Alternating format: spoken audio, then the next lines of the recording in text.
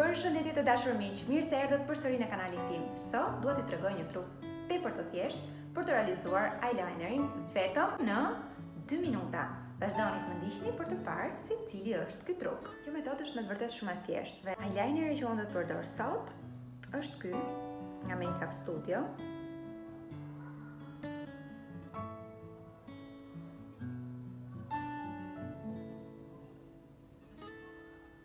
I cili është një eyeliner i lëngshëm,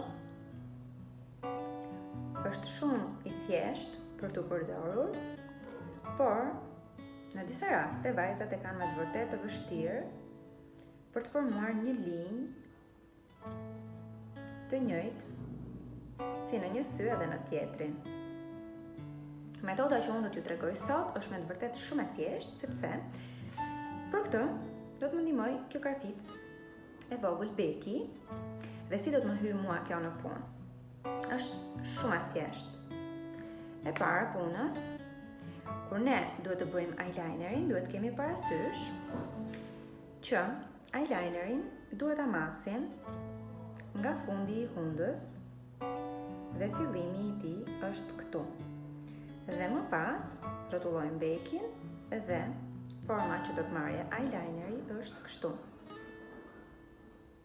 Dhe për këtë, unë do të lyej karficën me penelin në këtë formë.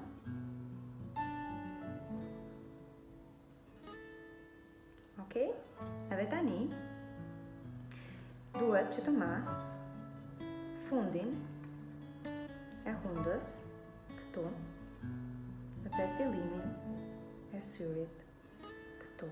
Me shumë kujdes dhe ja u formua një pikë.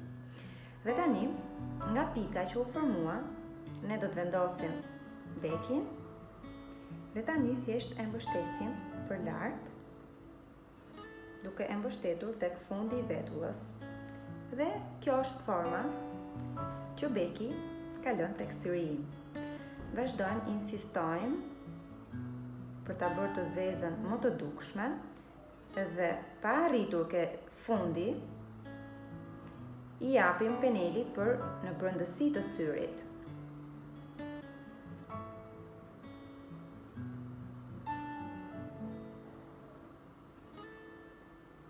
Në këtë formë, gjithmonë duhet kemi parasysh që në momentin që ne bëjmë eyelinerin, duhet të mbajmë pasqyrën poshtë mjekrëson në mënyrë që të shohim cepin e syrit akoma më mirë.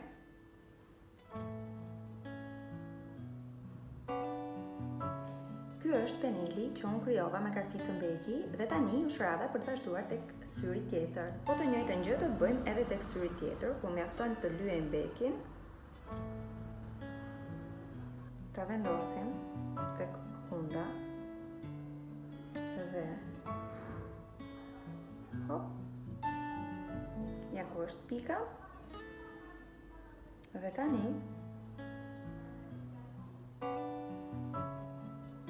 super.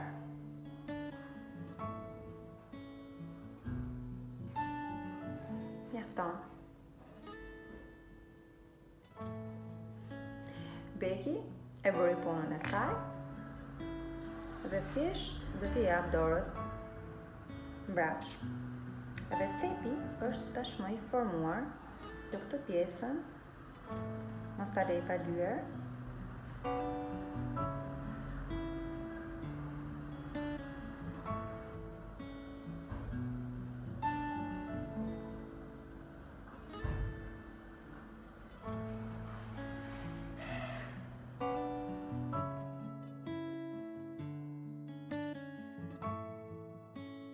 Të shihemi në videot e tjera. Deri atëherë, mirë takofshim. Bye.